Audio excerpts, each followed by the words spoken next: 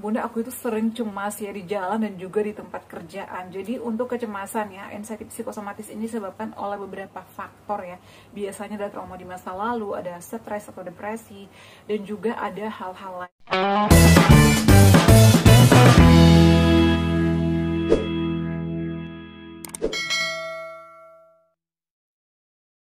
Assalamualaikum warahmatullahi wabarakatuh. Halo semuanya, selamat datang kembali di channel aku, Adeva dan Bunda. Gimana kabarnya nih? Semoga semuanya sehat selalu ya.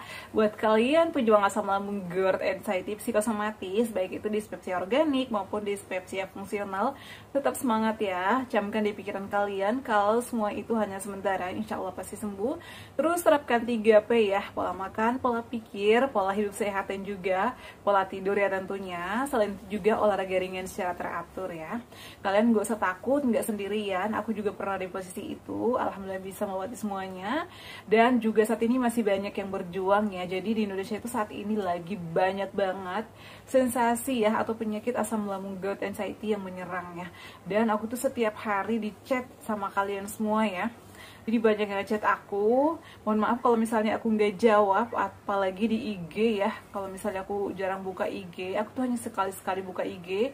DM juga biasa jarang aku balas ya. Jadi mohon ditunggu aja video-videonya. Yang kalian yang udah bertanya, insya Allah nanti aku akan terus buatkan video-videonya ya. Oke, di video kali ini aku bakal bahas lagi terkait sensasi ya asam lambung. Dan ini yang berhubungan dengan anxiety psikosomatis. Jadi untuk asam lambung GERD ini biasanya ya ada dua kategori, ada dispepsia organik dan juga dispepsia fungsional. Banyak banget yang ngechat aku, Bun, aku itu hanya begah aja, sendawa-sendawa tapi nggak ada sensasi perih. Itu biasanya sensasinya dispepsia fungsional atau organik, Bun. Jadi aku ini bukan dokter ya teman-teman. Kalau misalnya kalian mau ketahui atau yang kalian rasakan saat ini, yang kalian alami saat ini dispepsia fungsional ataupun dispepsia organik, itu hanya dokter yang bisa memeriksa ya atau merawat kalian, karena dokter yang memiliki alatnya untuk melakukan pengecekan lebih lanjut ya dari USG ataupun endoskopi. Karena yang memastikan semua itu setelah dilakukan pemeriksaan lebih lanjut. Jadi saran aku kalau misalnya kalian udah konsumsi obat-obatan jangka panjang ya, udah menerapkan 3P dan juga udah menghindari pantangannya, udah konsumsi obat herbal, obat tradisional, tapi tidak ada perubahan juga, saran aku kalian harus minta rujukan ke dokter ya, minta dicek apa sih yang sebenarnya terjadi. Karena aku juga pernah ngalamin itu ya, tapi kalian gak usah takut ya. Alhamdulillah sih semuanya baik-baik aja, dan setelah kita mengetahui hasilnya, itu kita bakal lebih tenang, lebih fokus untuk melakukan penyembuhan ya, dan juga pengobatan. Oke, langsung aja. Bun, gimana cara mengatasi kecemasan di tempat kerja ataupun di luar rumah? Karena ini banyak banget ya yang nanya. Jadi untuk asam lambung GERD ini tidak hanya disertai oleh sensasi perih, begah, kemudian pusing, kelayangan, engap, dan lain-lain, tapi disertai juga dengan anxiety psikosomatis ya. Jadi aku juga pernah ngalamin ini ya, anxiety, karena aku ada kecemasan. Jadi biasanya ini disebabkan oleh beberapa faktor ya, dari faktor pikiran, faktor stres, atau mungkin pernah trauma di masa lalu, ada kejadian yang tidak bisa dilupakan. Jadi ada terus ya di pikiran kita, sehingga menimbulkan banyak sensasi ya. Ada juga yang aneh-aneh ya pikirannya itu. Jadi kita tuh selalu memikirkan hal-hal yang negatif ya, atau overthinking, dan juga memikirkan hal-hal yang belum terjadi ya, yang belum tentu terjadi sama kita. Biasanya kita tuh pikirannya jauh banget ya. Aku juga pernah ngalamin ini. Bun, pernah nggak sih ngalamin takut banget, cemas saat bekerja dan juga lagi di jalan? Aku juga ke kantor itu mengendarai motor sendiri, bawa kendaraan sendiri. Kadang aku tuh suka cemas di jalan. Kalau udah cemas itu sensasinya engap, begah, sendawa itu udah mulai muncul ya, bermunculan. Jadi hal apa yang harus kita lakukan agar sensasi kecemasan ini tidak terus datang ya, atau menjauh? Jadi yang pertama itu, kalau misalnya kecemasan itu datang di tempat kerja dulu ya. Di tempat kerja biasanya aku itu diem ya, karena aku kan kerjanya itu, tugas aku itu adalah untuk berkoordinasi dengan seluruh SKPD di Jakarta. Jadi tergantung kerjaan kalian sih ya. Jadi kalau misalnya aku lagi ada pasien ya yang membutuhkan ambulan, atau misalnya yang aneh-aneh, aku tuh selalu memikirkan kondisi aku. Ih, serem banget. Jadi selalu aku menghubung-hubungkan dengan penyakit yang aku derita. Apalagi kalau misalnya pasien yang aku tangani atau yang aku data itu adalah pasien asam lambung GERD. Jadi aku ikut takut ya. Tapi semua itu tergantung dari kita gimana cara mengatasinya atau gimana cara menyikapinya. Jadi aku itu selalu pasrahkan diri aku, ini kondisi aku dengan kondisi dia berbeda, seperti itu sih ya. Jadi kalau misalnya kalian cemas di tempat kerja, pertama adalah tarik napas dalam-dalam ya, tenangkan pikiran. Jadi diam sejenak. Biasanya ini komputer aku kadang aku tinggal dulu, aku duduk, kemudian setelah itu kadang tutup mata, lalu aku tarik napas dalam-dalamnya. Sekitar 5 menit aku tenangkan pikiran aku, kemudian setelah itu aku minum air hangat. Itu nanti agak tenang ya. Kemudian jika misalnya tidak redah juga, kalian gak boleh menyendiri ya. Samperin atau datangin teman kalian. Aku tuh biasa sering banget ngedatangin teman aku. Kalau misalnya aku datangin teman aku, dia udah tahu pasti aku lagi cemas. Jadi teman-teman sekitar kita juga harus tahu kondisi kita ya, agar mereka itu nggak ngomongin apa tentang kita. Aku dulu ya, sebelum mereka tahu aku anxiety, selalu dibilangin parnoan, aku selalu dibilangin baperan, aku selalu dibilangin kamu orangnya nggak enak gitu loh. Karena aku tuh dikit-dikit selalu baperan, dikit-dikit selalu takut, cemas gitu ya, dikit-dikit nggak enakan. Pokoknya aku itu orangnya kayak aneh gitu ya. Tapi setelah lama-lama teman-teman aku tuh tahu. Jadi kalian samperin atau dekatin teman kalian, ajak ngobrol. Jadi pikiran negatif itu bakalan hilang dengan sendirinya ya. Ngobrol sekitar 15 menitan ya. Ngobrol panjang lebar, cerita apa aja, bahas apa aja.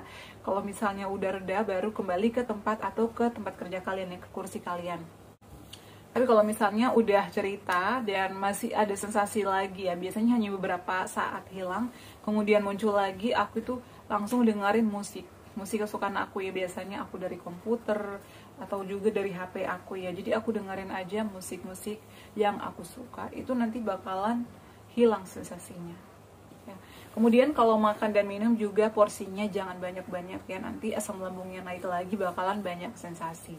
Kemudian selain itu juga istirahatnya yang cukup ya. Jam istirahat kalian jangan gunakan untuk main HP, karena biasanya nih kalau kita main HP kemudian kepalanya pusing dan juga biasanya kita melihat berita-berita yang aneh, itu nanti pikirannya itu makin nambah. Jadi kalau bisa HP-nya dimatikan dulu ya, dinonaktifkan atau disingkirkan dulu. Dengerin musik saat tidur ya, saat istirahat, relaksasi agar pikiran kalian tenang juga. Nah kemudian itu adalah di tempat kerja ya.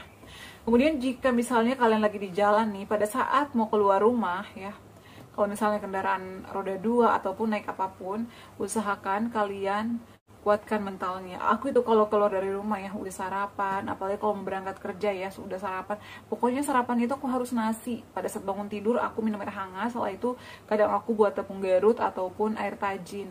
Setelah itu aku makan nasi 2-3 sendok baru jalan. Selama di jalan, kalian gak usah takut, fokuskan pikiran kalian ya ke hal-hal yang menyenangkan. Jadi pikiran-pikiran negatif itu bakal hilang dengan sendirinya. Biasanya nih aku memikirkan hal-hal yang menyenangkan ya.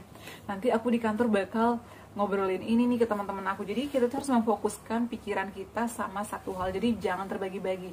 Karena kalau misalnya pikiran kita udah kebagi-bagi, itu nanti bakalan pusing, bakalan menimbulkan overthinking yang luar biasa. Nah, jadi kalau misalnya kalian udah jalan, gak usah dengerin musik di jalan ya, karena itu biasanya kita nggak fokus juga bawa kendaraan, kecuali misalnya kalian naik kendaraan umum boleh. Tapi kalau biasanya nih aku sambil sholawatan di jalan ya, jadi pikiran aku tuh tenang. Itu sih yang aku lakukan sepanjang jalan. Makanya aku tuh bawa tasbih kemana-mana ya teman-teman ya. Nah jadi aku selalu sholawatan di jalan, baca-baca sholawat, kemudian baca-baca apa aja, istighfar. Jadi itu bisa menenangkan pikiran kita. Tapi kalau misalnya kalian udah lakukan istighfar, udah memfokuskan pikiran kalian tapi masih ada overthinking atau negative thinking, istirahat dulu ya, berhenti dulu di jalan, kemudian minum. Aku selalu bawa minum ya di tas. Duduk sejenak ya, tenangkan pikiran kalian, tarik napas dalam-dalam. Setelah itu lanjut jalan lagi. Itu enakan ya, jadi perasaan kita juga nggak overthinking mulu. Biasanya nih kalau misalnya kita udah mulai overthinking, itu disebabkan karena kita mulai kecapean, kurang istirahat, itu bakalan muncul lagi. Makanya kalian harus atur jadwal ya, jadwal makan, jadwal istirahat, jadwal tidur, jadwal main sama anak. Pokoknya semuanya harus terjadwal agar semuanya itu bisa terlaksana dengan baik dan tidak menimbulkan sensasi-sensasi. Jadi asam lambung kita juga nggak kambuh-kambuh. Makannya juga sering porsi kecil. Kalau misalnya masih ada sensasi perih, usahakan di pagi hari itu konsumsinya air tajin atau tepung Garut ya, agar seharian kita beraktivitas itu nyaman ya, perut kita juga nyaman. Dan juga bawa biskuitnya ya, bawa cemilannya yang aman, bawa buahnya juga yang aman. Seperti itu sih ya tips aku. Pokoknya malam harinya pada saat istirahat juga jangan begadang dan kekenyangan juga, makan secukupnya aja. Konsumsi minuman-minuman yang hangat, jahe dikasih madu, itu sih enakan menurut aku ya. Itu pengalaman pribadi aku. Semoga menjawab pertanyaan kalian ya. Untuk yang sudah bertanya, yang sering cemas di jalan, di tempat kerja, itu adalah hal-hal yang aku lakukan selama ini dan alhamdulillah itu membantu aku banget. Intinya kita perbanyak berserah diri sama yang maha kuasa ya. Sering istighfar, baca sholawat, itu akan menenangkan pikiran juga ya. Oke teman-teman, cukup sekian ya. Semoga menjawab pertanyaan kalian dan bermanfaat share aku kali ini. Buat kalian yang masih berjuang, tetap semangat, insya Allah lekas sembuh. Jangan pernah takut ya, harus positive thinking. Semua penyakit ada obatnya dan semua masalah pasti ada solusinya. Terima kasih juga yang selalu setia menonton video-video aku. Jangan lupa untuk terus dukung channel aku Adeva dan Bunda dengan cara like, comment, share, dan subscribe. Assalamualaikum warahmatullahi wabarakatuh. Sampai ketemu lagi di video-video aku selanjutnya. Bye!